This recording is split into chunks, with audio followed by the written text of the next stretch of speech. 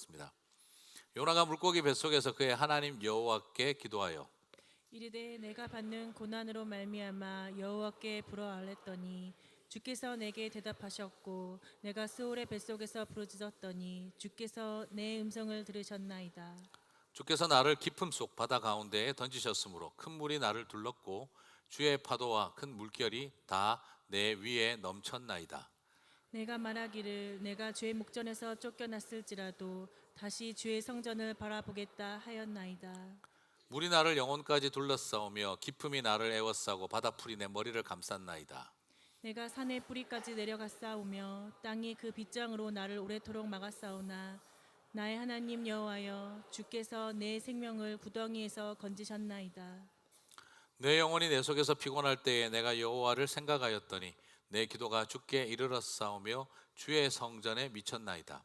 거짓되고 헛된 것을 숭상하는 모든 자는 자기에게 베푸신 은혜를 버렸사오나 나는 감사하는 목소리로 주께 제사를 드리며 나의 서원을 주께 갖겠나이다. 구원은 여호와께 속하였나이다 하니라. 여호와께서 그 그 물고기에게 물고기에게 말씀하시매 말씀하시매 요나를 육지에 토하니라. 아멘. 아멘. 자, 이제 요나서 강의 세 번째 오늘 말씀을 나누도록 하겠습니다. 자, 요나를 성경에 나오는 인물을 자꾸 긍정적으로 설명하고 싶어 하는 것은 우리의 마음속에 좋은 마음이라고 생각합니다. 하지만 꼭 그렇지만은 않습니다. 1장에 바다에 나를 던지라 했던 것도 그리스도인으로서 자기 희생적 삶을 살아가는 아름다운 모습으로 묘사할 수도 있겠습니다.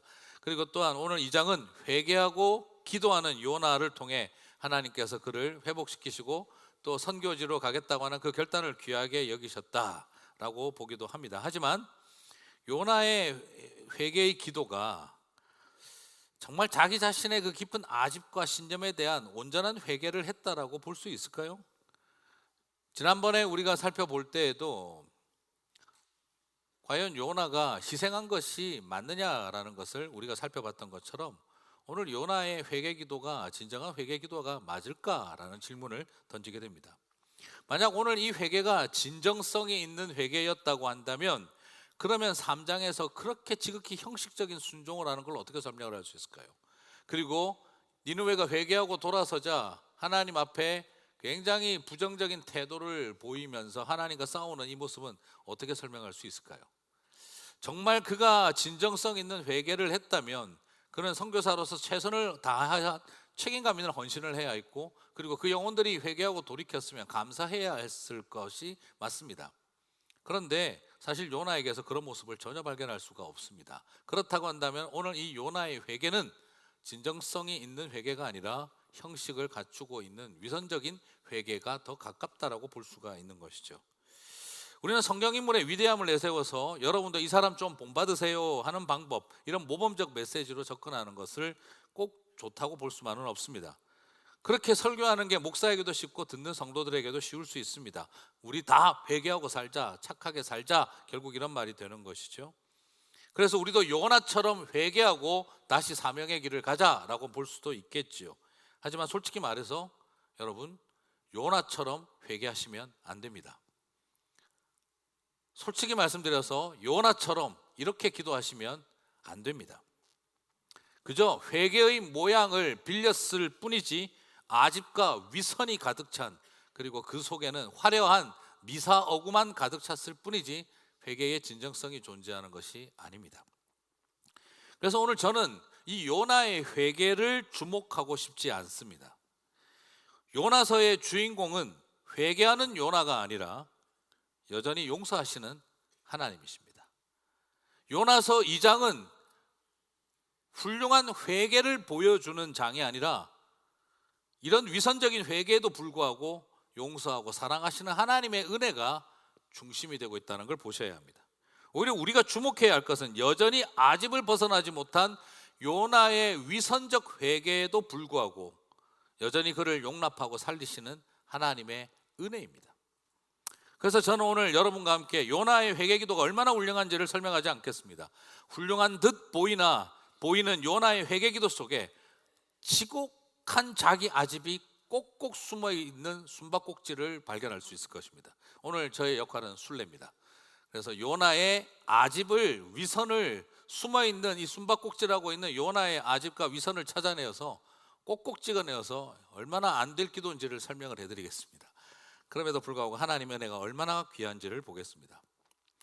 자, 이런 아집스러운 회개에도 불구하고 하나님 은혜를 베푸시는데 제가 해야 할 역할은 이 아집을 찍어내는 일을 해야 되는 일이 조금 아쉽기는 합니다만, 그래도 어떡하겠습니까? 그렇게 해야 하나님의 은혜가 더 드러날 거라고 생각합니다. 천국 가서 만나기 힘든 분들이 참 많습니다. 잘 요나가 이해해 주실 거라고 믿고 자, 같이 계속 살펴보도록 하겠습니다.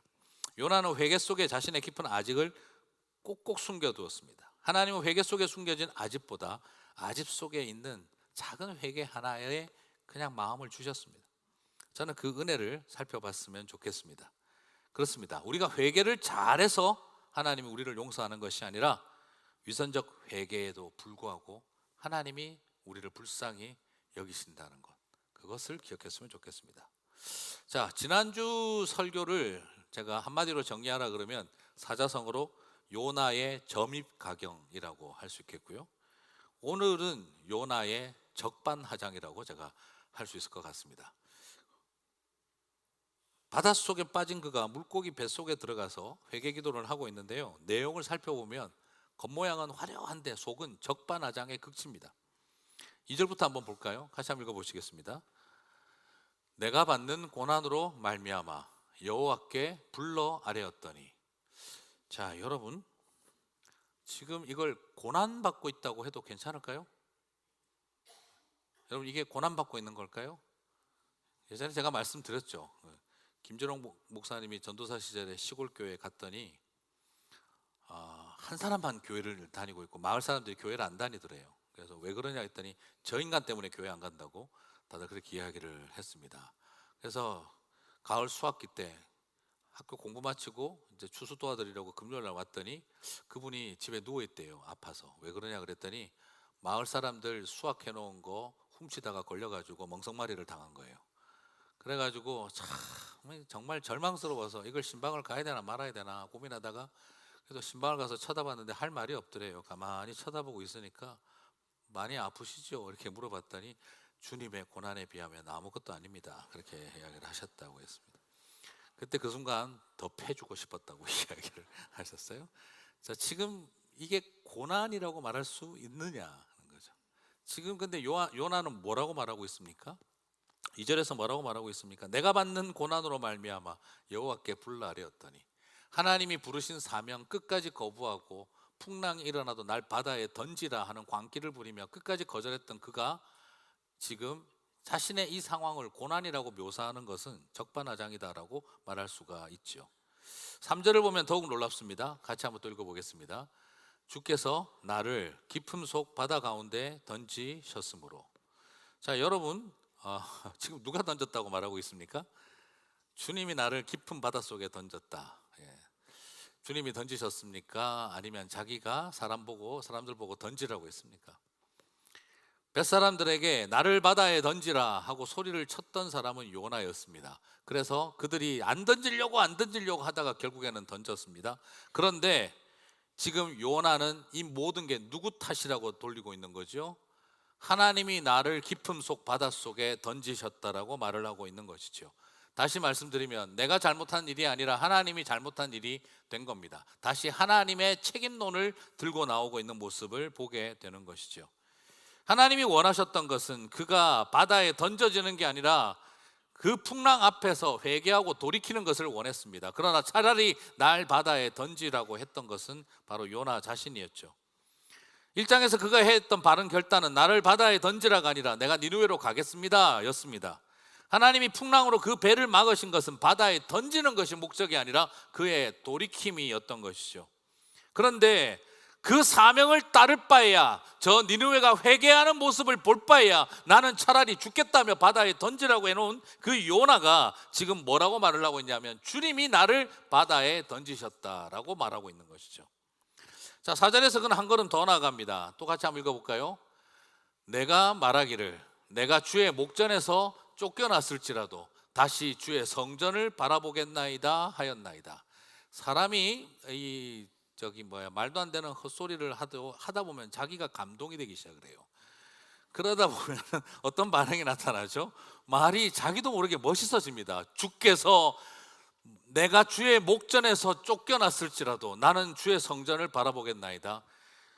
주님이 목전에서 쫓아내셨습니까? 아니면은 자기가 하나님의 목전을 떠났습니까? 자기가 하나님 앞을 떠났습니다. 그런데 지금 이런 말도 안 되는 이야기를 하다 보면 자기가 자기 말에 감동이 되면서 말이 바뀌고 있습니다. 주님이 나를 목전에서 쫓아냈을지라도 나는 주의 성전을 바라보았나이다. 여러분, 이게 지금 뭐하고 똑같은 느낌이냐 그러면요, 엄마가 나를 위해서 해주고 있는 일, 제발 이것만큼은 좀 해달라고 그렇게 이야기했는데 이 아들 녀석이 엄마한테 대판 말 안 듣고 가출을 해놓고 나가서 나중에 힘드니까 한다는 소리가, 엄마는 비록 나를 쫓아내었으나 나는 우리 집을 바라보았습니다. 네, 어떻게 하고 싶으시겠습니까? 이런 걸 보고 적반하장의 단계에 들어와 있다고 말할 수밖에 없는 거예요. 화려한 수식어와 미사어구를 사용하고 있으나 이 모든 게 다 하나님 탓이라고 말하고 있습니다. 자, 이 말씀을 보고 있으면서 어떤 생각을 할 수 있습니까? 회개하고 있는 걸까요? 아니면은 하나님을 회개시키고 있는 걸까요? 지금 오늘 요나의 회개는 하나님을 회개시키는 기도라는 것을 발견할 수가 있습니다. 다시 말씀드리면 회개하는 척하면서 이게 다 하나님 탓 아닙니까? 라고 말하고 있는 것이지요. 여러분, 살아가면서 다 알고 계시지 않습니까? 사과하는 척하면서 사과시키고 있는 거 알고 있지 않습니까? 남편이 사과하는 척하면서 아내를 사과시키고 있죠. 부모가 자식에게 사과하는 척하면서 사과시키고 있는 거죠. 자식이 부모에게 사과하는 척하면서 엄마 사과하세요 하는 말을 깔고 있는 거죠. 교인끼리 사과하는 척하면서 네가 사과해야지 하는 배경을 깔고 있는 거죠. 오늘 하나님 앞에 회개하는 척하면서 하나님 책임 아닙니까? 라는 것을 깔고 있는 게 오늘 바로 이 요나의 이야기 속에 있는 회개기도입니다. 말은 회개이고 말은 기도이고 말은 번지르한 기독교적인 용어들을 다 사용하고 있지만 속은 철저하게 자기 의와 자기 합리화로 가득 차 있는 모습을 발견할 수가 있습니다. 그러므로 여러분, 요나처럼 회개하시면 안 된다 이 말인 것이죠. 오늘 기도에서 그의 기도는 수사학적으로 참 아름답고 멋진 표현이 가득합니다. 그래서 많은 성도들이 요나서 2장을 읽으면 헷갈립니다. 참 아름다운 기도다, 참 아름다운 회개다, 정말 하나님이 감동할 만한 그런 회개 기도가 아닐까. 한편에 시와 같은 표현들이 넘치는구나. 여러분, 진짜 회개하면 좋은 표현할 시간이 있을까요? 내가 주의 목전에 쫓겨났으나 나는 성전을 바라보았나이다. 여러분, 진짜 회개하면 그런 기도 나옵니까? 지금 이것이 얼마나 위선적인 허구로 가득 차 있는 건지를 보셔야 됩니다. 정말 회개할 때 이렇게 멋진 표현들이 나오시던가요? 이 수학적인 아름다운 표현 속에서 여러분이 요나가 정말 아름다운 회개 기도를 했다 그렇게 생각하셨다면 요나에게 속은 겁니다. 이 수학적 아름다운 표현 속에서 그의 교만과 자기 중심적인 그리고 자기 의를 얼마나 숨기고 깔고 있는지를 우리는 살펴볼 수가 있습니다. 오늘 본문 중에 기도는 1절부터 9절까지입니다. 그런데 1절부터 9절 사이에 내가라고 하는 1인칭 단수 주격, 속격, 목적격 1인칭 단수형 내가라고 하는 이 말만 히브리어 원어로 1절에서 9절 사이에 23번이 나오고 있는 것을 발견할 수 있습니다. 모든 것의 중심이 누굽니까? 나, 요나가 되고 있다는 것이죠. 다 내가 잘한 겁니다. 나 자신의 기도 때문에 하나님은 나를 버렸지만 나는 하나님을 바라봤고, 하나님은 나를 바다에 던졌지만 나는 주님을 생각했고, 그리고 내가 서원하고 결단하고 다시 헌신하겠다고 하나님 앞에 서약을 하고 있고, 고난 중에 승리하고 하나님의 뜻을 돌이키게 만든 능력은 나의 기도에 있었다라고 드러내고 있는 것과 같습니다. 몇 가지 예를 들어 보겠습니다. 2절 같이 한번 읽어볼까요? 내가 스올의 뱃속에서 부르짖었더니 주께서 내 음성을 들으셨나이다. 여기서도 여전히 내가 했고 주께서 나의 음성을 들으셨나이다. 그러나 하나님의 음성을 들었다는 말을 하지 않습니다. 요나가 해야 하는 일은 주님의 음성을 들어야 하는 일입니다. 니느웨로 가라 하는 하나님의 말씀을 들었어야 했습니다. 여전히 그는 내가 말하고 있습니다. 하나님, 내 소리를 들으십시오. 주께서 내 음성을 들으셨다. 내가 기도했기 때문에. 그의 마음속에 남아있는 중심은 철저한 인간입니다. 자신입니다. 4절을 보겠습니다. 또 읽겠습니다. 4절 내가 말하기를 내가 주의 목전에서 쫓겨났을지라도 다시 주의 성전을 내가 바라보겠나이다. 보겠다 하였나이다. 여전히 여기서도 또 그는 내가 하고 있습니다. 내가 말하지 않습니까? 내가 비록 주의 목전에서 쫓겨났을지라도 다시 주의 성전을 내가 바라보겠다 하지 않았습니까? 결국 누가 잘한 거죠? 하나님은 되게 나쁘신데 나는 당신을 안 놓겠다, 내가 하겠다는 겁니다. 그리고 7절을 봅니다. 같이 한번 또 읽어볼까요? 같이 7절 같이 읽겠습니다.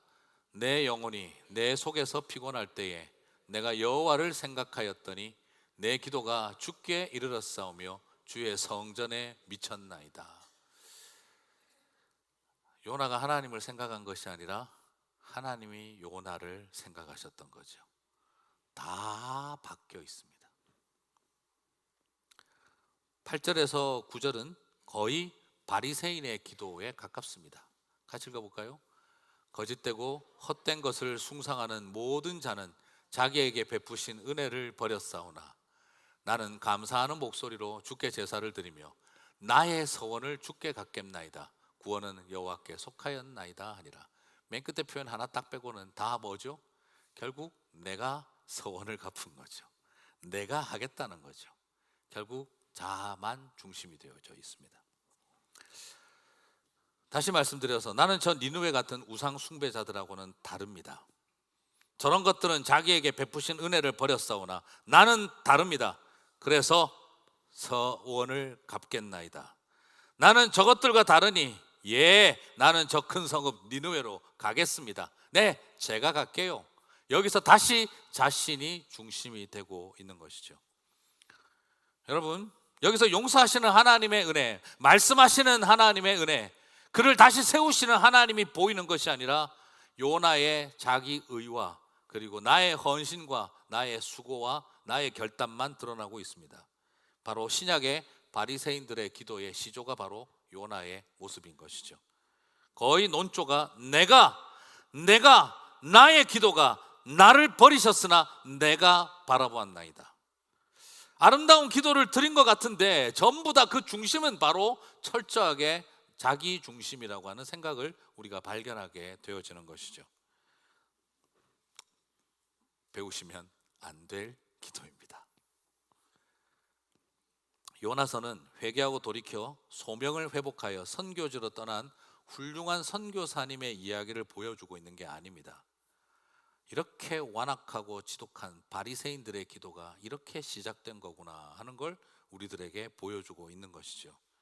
이를 통해서 요나서는 뭘 보여주느냐? 선교지에 가라 하는 메시지를 담고 있는 것만이 아니라 이스라엘아, 이 북이스라엘아, 너희의 교만과 완고함이 이 정도까지 와 있다는 걸 모르겠느냐? 너희의 그 종교적인 화려한 언어와 기도의 기교 속에 자신의 아집과 자기 의를 이렇게 꼭꼭 숨겨두고 있구나 하는 것을 드러내고 있는 것입니다.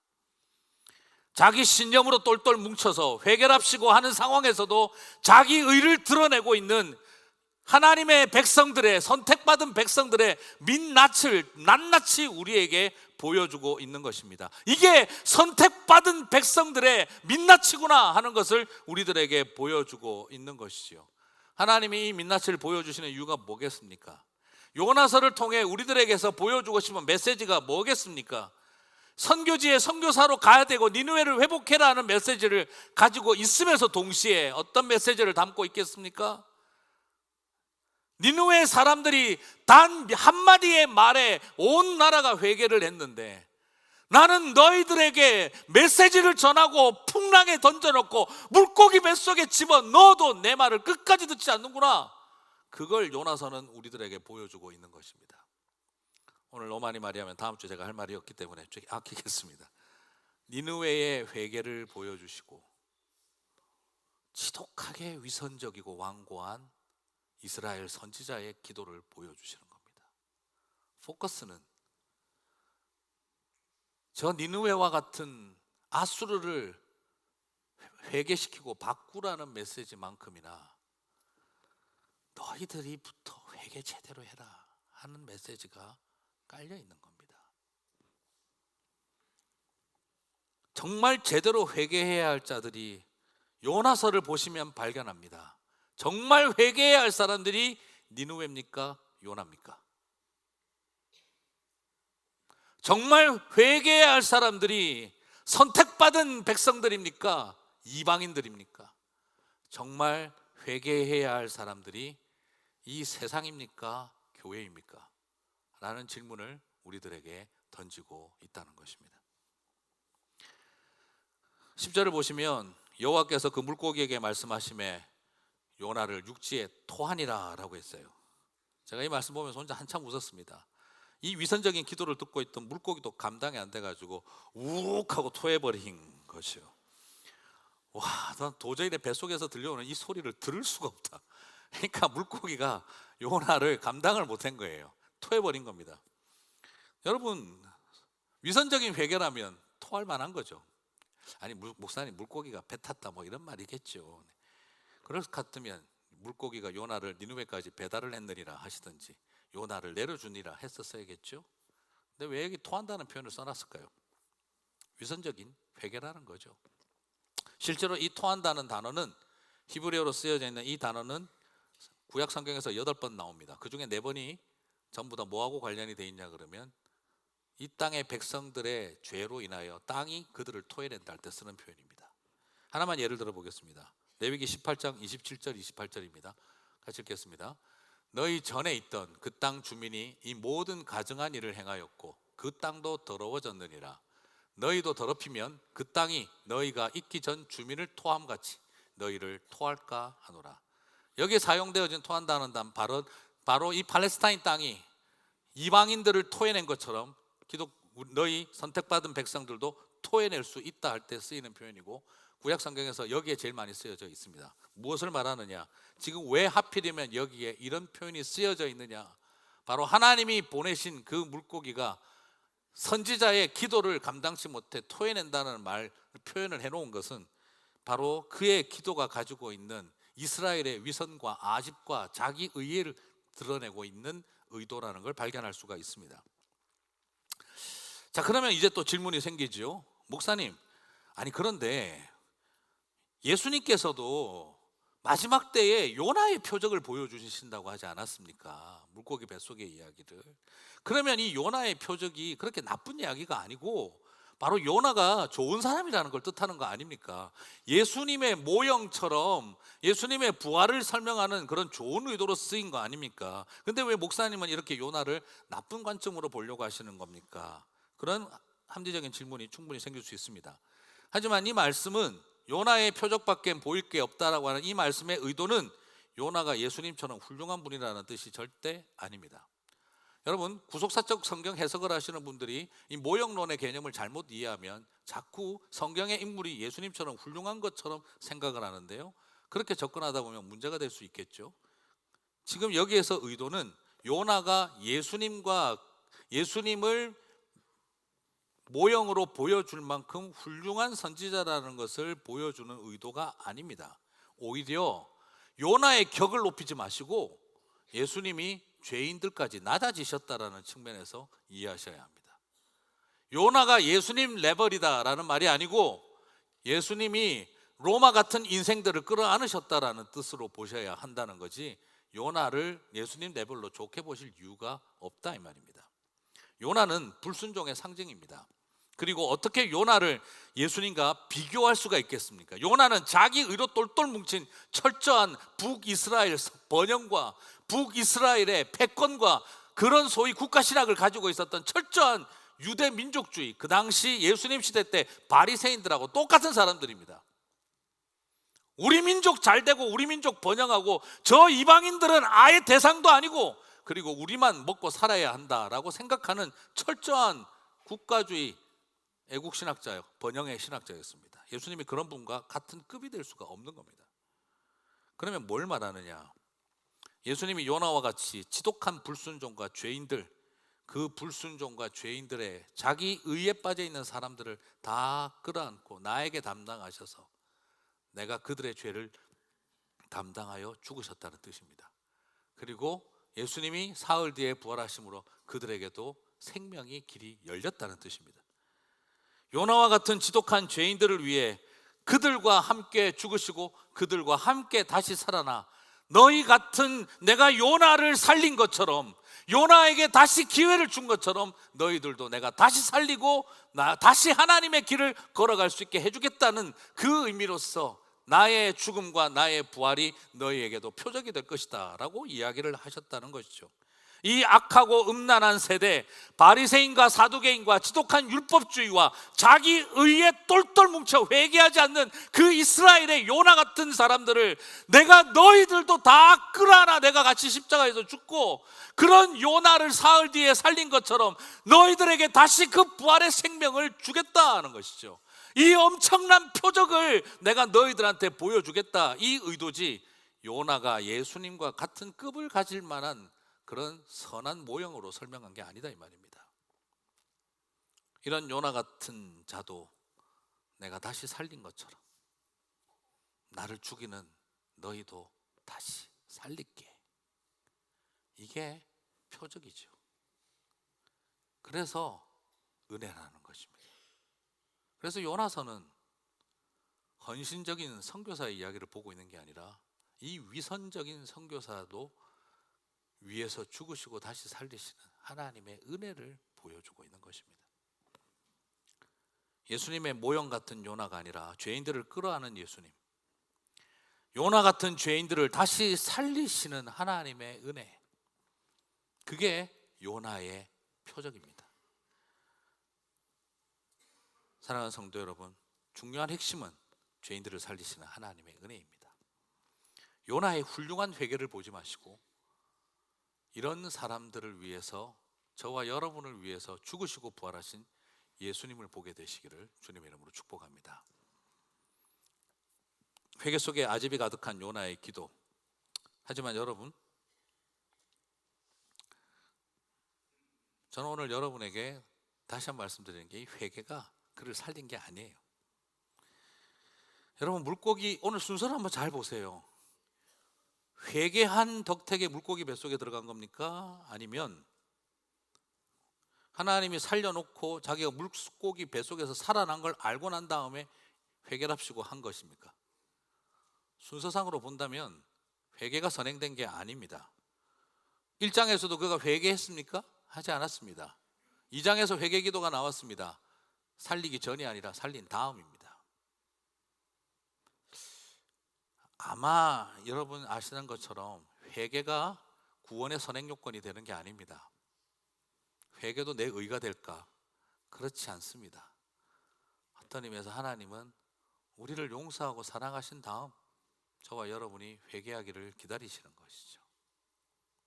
회개가 요나를 살린 것이 아닙니다. 만약 이렇게 회개했더라면 물고기가 삼켰을까요? 씹었을까요? 저는 씹었을 것 같아요. 그 회개 기도를 뱃속에 들어와서 했으니 배 탔지, 이거를 아마 그 순간 이 큰 물고기는 이빨이 바로 생기지 않았을까 하는, 저는 그런 생각을 솔직히 해봅니다. 오늘 이 회개가 그를 살린 것이 아닙니다. 하나님이 살려놓았더니 이 위선적인 회개라도 그의 입에서 나온 것입니다. 회개가 구원의 선행 조건이 된 것은 아닙니다. 하나님의 은혜는 네가 회개 잘하면 살려준다는 공식으로 존재하지 않습니다. 그저 한량없는 은혜일 뿐입니다.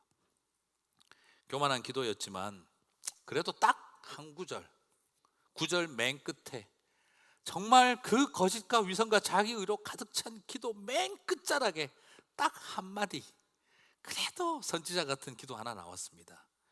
그게 무엇이었습니까? 9절, 구원은 여호와께 속하였나이다.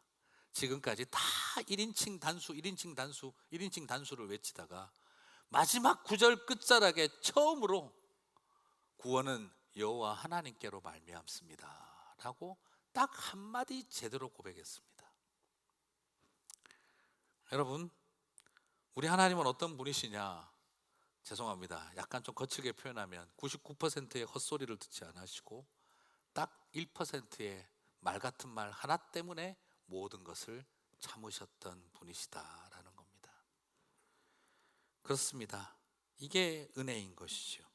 거짓과 위선과 자기 의로 가득 찬 회개라고 할 수도 없는 그런 말들 속에서도 그래도 여호와의 주권을 인정하고 하나님의 주권을 인정하는 딱 짧은 센텐스 하나 때문에 주님은 그의 거짓과 위선으로 가득 찬 99%의 말도 안 되는 이야기를 다 붙들어 주신 것이죠.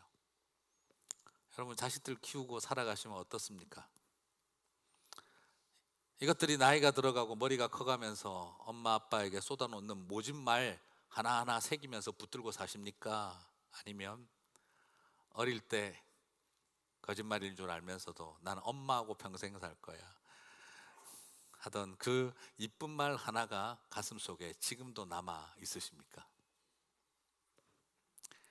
살아가면서 이것들이 저질러 놓은 못난 짓 하나하나 다 기억하고 사십니까? 아니면 가뭄에 콩 나듯 한 번 이쁜 짓 하고 지나갔던 거 그거 붙들고 사십니까? 그렇습니다. 우리 주님 요나에게 그렇게 하신 겁니다.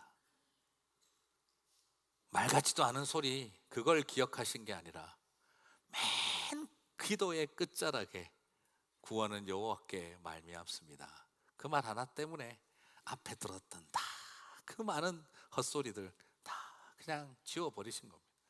그게 하나님의 은혜인 것이죠. 사랑하는 성도 여러분, 그래서 저와 여러분이 은혜로 사는 줄 믿습니다. 말씀을 마무리하겠습니다. 요나서는 해외에 선교사 많이 보내자라고 하는 단순한 메시지도 아니고 선교사 안 가겠다고 버티고 있는 그런 사람에게 좀 가라 하시는 메시지로만 그렇게 보시면 안 됩니다. 그래서 이 요나서는 목사님들, 선교사님들하고 관련된 이야기지 우리랑 전혀 상관없는 이야기라고 생각하시면 안 됩니다. 이게 다 우리의 모습입니다. 바로 철저한 자기의와 자아중심을 벗어나지 못한 우리의 민낯을 그대로 드러내어 놓은 모습, 목사가 되고 선교지에 가도 여전히 변하지 않는 우리의 모습, 교회에서 직분자가 되고 장로가 되고 권사가 되고 해도 여전히 없어지지 않는 우리 안에 있는 이 모습, 그거를 보여주고 있는 것입니다. 아무리 선택받은 백성이고 부름받은 사람이었다 하더라도 여전히 버리지 못하는 자기의와 철저한 자기중심적 사고를 우리들에게 보여주고 있는 모습이 바로 오늘 이 내용인 것이죠. 이것이 이스라엘아 너희들의 모습이다. 요나 같은 바리새인과 제사장들아 이것이 바로 너희들의 모습이다. 그래서 마지막 때에 니느웨 사람들이 너희들을 정죄할 날이 올 거다라고 하는 메시지가 바로 이 속에 담겨 있는 것입니다. 난 니느웨 회개만큼이나 내 백성 너희들의 회개를 보고 싶다. 그 메시지가 흐르고 있는 것입니다. 저 이방인들 회개시키러 가는 일이 또한 중요하지만 그러나 끝까지 회개하지 않는 요나의 모습이 바로 너희들의 모습 아니냐라고 우리들에게 이 행간 속에서 웅변하고 계신다는 것입니다. 요나서를 보면서 남 회개시키러 가는 일을 결단하지 마시고 내 안에 있어야 할 진정한 회개를 우리가 올려드려야 합니다. 물론 하나님의 은혜 앞에 서 있는 참된 백성들이 된다는 전제하에서 말이죠. 연약한 우리들입니다. 아직도 덜 죽은 자아를 봅니다.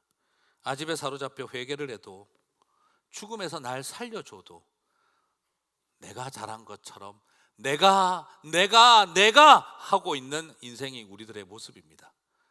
그런데 요나의 하나님은 요나의 아집보다 그 어설픈 회개지만 단 한 문장 하나님의 주권을 인정한 그 고백 때문에 모든 것을 지워주셨습니다.